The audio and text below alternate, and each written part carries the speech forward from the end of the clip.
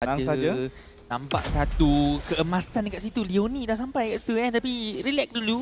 Dua-dua pasukan macam tak apa, tenang. Kita minum kopi dulu, kita bincang-bincang dulu sebab sekarang ni mencerita untuk pasukan CG, Gary dah pun sampai. Jadi ada atau tidak perserangan agresif yang akan berlaku untuk pasukan mereka?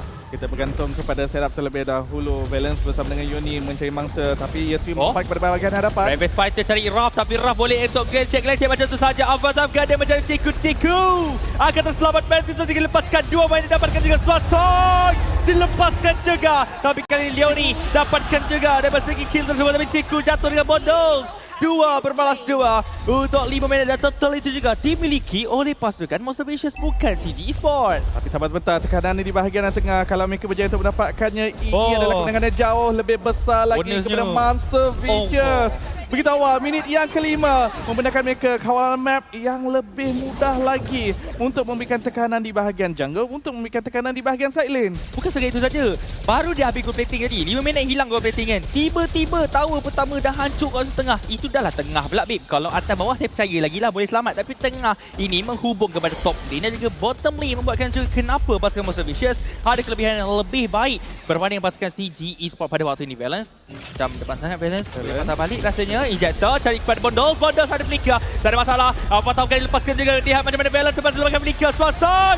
Leonie jatuh dalam tangan pasukan CG Esports. At least dari segi pergerakan tersebut, Leonie berjaya ditumpaskan dari segi kill tersebut. Adalah habuan. Walaupun bukan target yang diingini sebentar tadi, tapi sekurang-kurangnya berjaya untuk mendapatkan sedikit kemanisan. Dia macam ni lah kan. Pergi kat kedai yang gepuk kan. Nak minta ayam peha tapi dapat dada. Betul. Macam ni lah. Lain yang didapatkan. Tapi tak mengapa, masih lagi boleh dimakan. Dan sekarang ini, untuk Monster Vicious dengan momentum yang dimiliki, mereka boleh sahaja kekal tenang meneruskan asakan mereka tanpa melaksanakan kesilapan. Itu yang perlu dielakkan. Manakala untuk CG Esports, kelebihan balance, kelebihan Jawhead adalah untuk melaksanakan pick off. Cuma perlu dirancang dengan lebih baik lagi untuk melaksanakan follow up dengan pantas. Ui, cerita pasal pantas, tiba-tiba sekarang dah sampai pada turtle yang terakhir. Dah tak sedar kedudukan MV yang tadi ada 2000 gol ditarik slow-slow sebenarnya untuk pasukan CG Esports untuk dapatkan secara perlahan.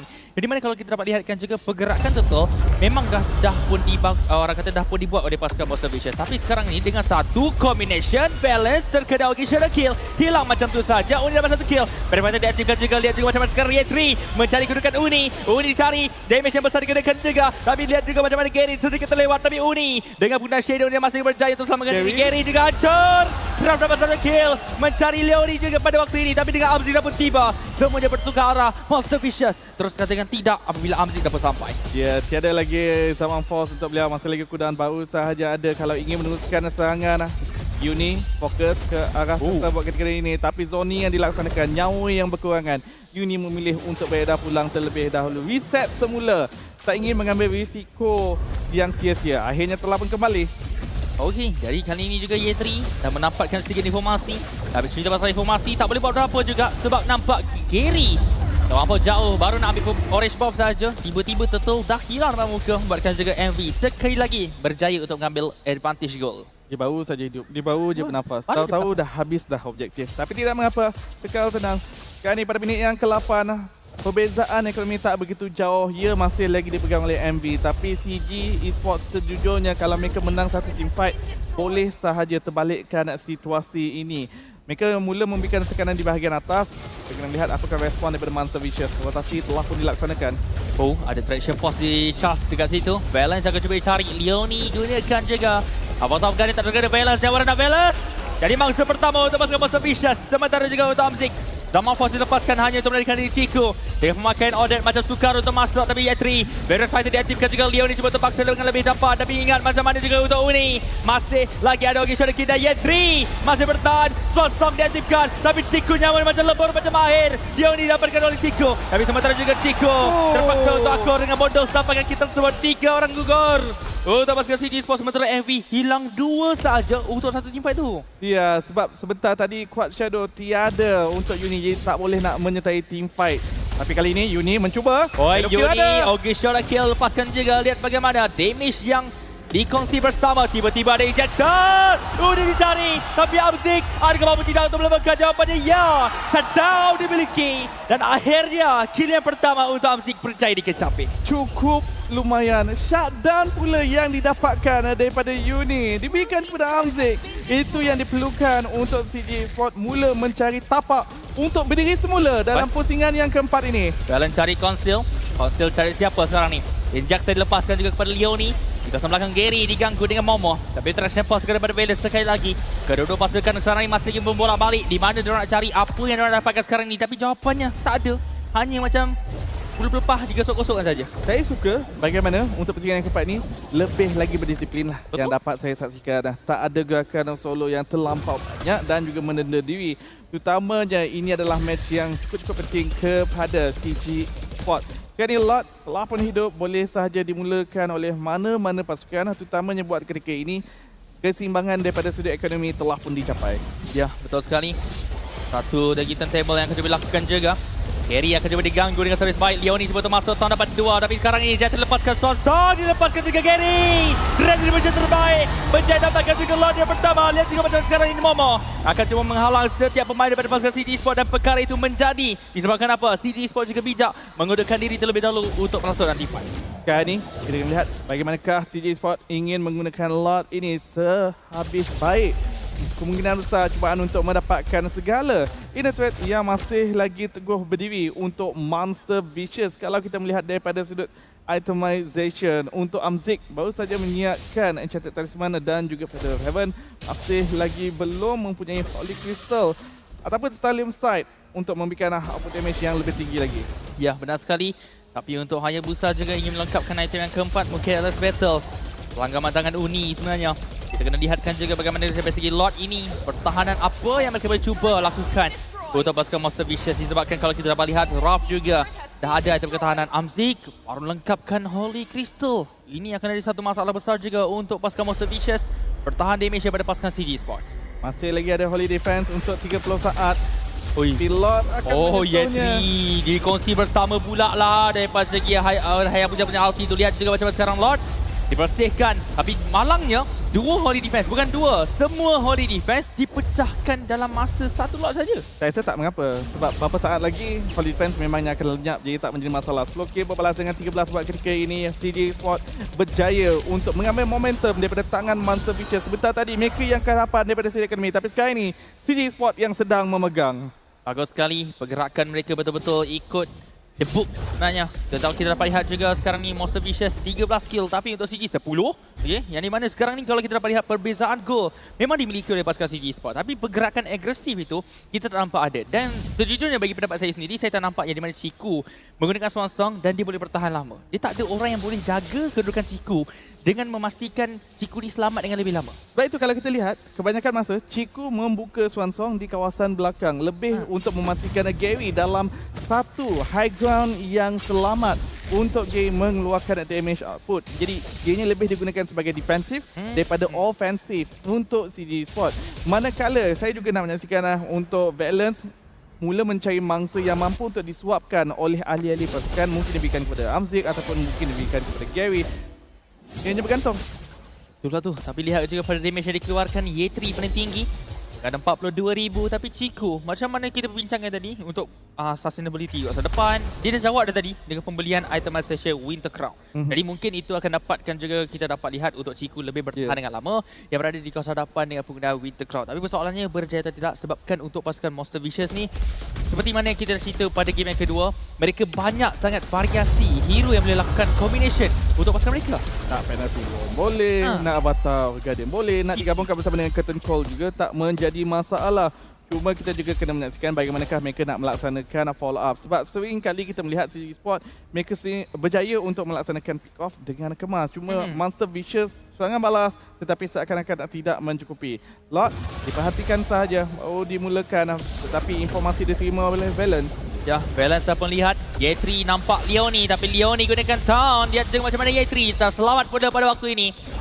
Valence ke lokasinya tidak diketahui lagi. Ralph akan fokus kepada minion wave terlebih dahulu. Gary, Konsti dah pun ada. Bella cari Raf. Yang merendah. Raf dihancurkan. Terus tadi kali ini Swan Storm diaktifkan. Pembaziran. Bandit Zone dapat 3 dengan semangat. Sementara Uni, Augisha ada kill. Mencari Yetri. Tapi kali juga Yetri tetap bertahan. Uni tumpas. Membuatkan juga kali ini Gary. Mega kill dimiliki oleh pasukan mereka. 3 gugur. Sementara Gary dilempar dengan lebih jauh. Terdapatkan Leoni. Leoni. Nak lari mana Leoni? Habis silah macam tu saja. 4 tumbang. Kali ini lot terbuka luas. Hanya Bondol sahaja yang terselamat, tetapi Bondol jauh berada di bahagian belakang sebentar tadi.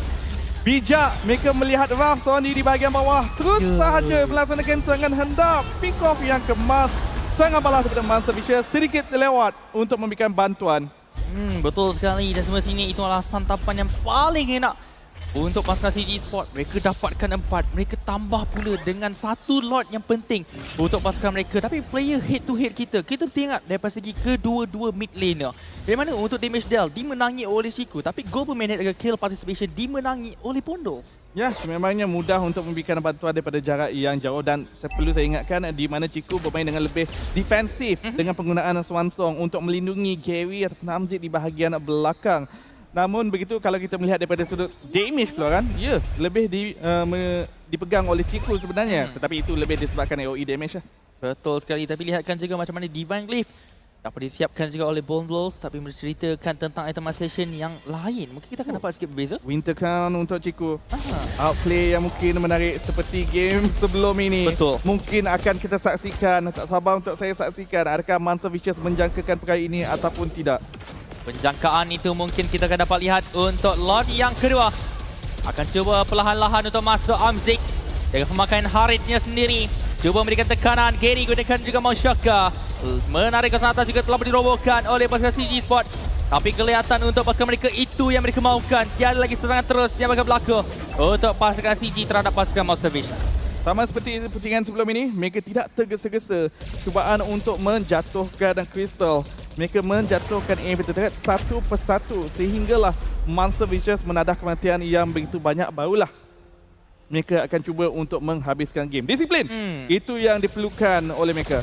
Tapi tidak ke bahaya kalau contoh untuk pasukan CG ini menarik game dengan lebih lama. Sebabkan untuk pasukan Monster Vicious, kita kena berhati-hati dengan ada di kedudukan Uni dan juga Bondol termasuk dengan Raf. 3 pemain itu kalau dah masuk late game, dia akan jadi sangat-sangat keras, sangat-sangat sakit dan juga bagaimana sustainability untuk Cici juga perlu kita ketengahkan lagi. Sebab sekarang masuk minit yang ke-16. Berkemungkinan kalau minit 20 dan ke atas, pasukan Monster Vicious boleh cuba untuk bangkit. Saya rasa dalam situasi ini bukan tentang bermain masa dah. Sebab dikatakan dalam daripada sudut power spike tak menjadi masalah untuk kedua-dua pasukan. Ini lebih kepada kalau musuh mampu untuk mendapat damage ataupun damage dealer yang cukup-cukup penting. Bagi contoh, CG Esports, Carry, Chico masih lagi berada dalam keadaan yang selamat di bahagian belakang sebentar tadi walaupun Monster Vicious yang cuba mengejar.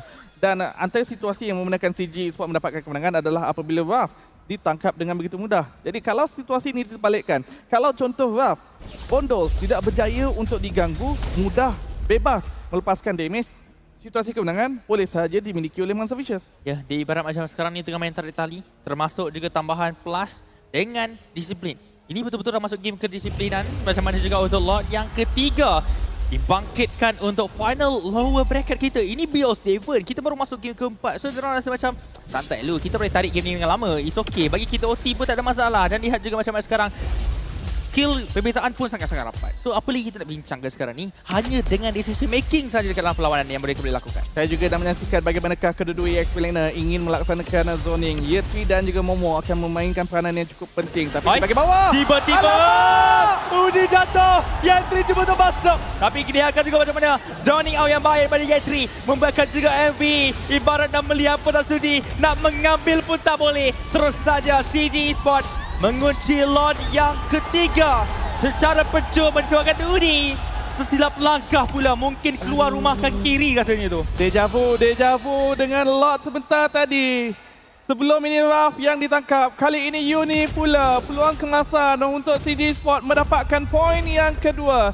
Tapi adakah mereka akan menantikan lot? Nampaknya tidak. Zaman Force terus saja dibuka. Hai, mencari siapa? Hanya mencari menara semata-mata. Tapi dengan Evolve Plot yang bedah pun tiba dengan satu plane, menjadi satu juga masalah untuk pasukan MV. Ya, walaupun mereka dah 5 pemain sekalipun, kita kena ingatkan juga, minit 18 ke atas, kita ada Evolve Lord dan Evolve Lord ini dia punya nyawa diperkuatkan buatkan makin sukar untuk jatuhkan. Adakah MV berjatuh tidak sekarang ni? Bukan sahaja lebih kuat, tetapi kalau diingin, kekebalan juga semakin meningkat. Menjadi masalah yang lebih besar lagi kepada Monster Vicious. Satu inhibitor terakhir untuk melindungi mereka. Tetapi adakah itu mencukupi? Minion Wave telah pun tiba. Sport mencari peluang. Balance gunakan Kang Sale, cari siapa? Penalty sudah dapat 2. Di kawasan belakang kiri dapatkan Rob. Tapi dia akan juga macam Bomo.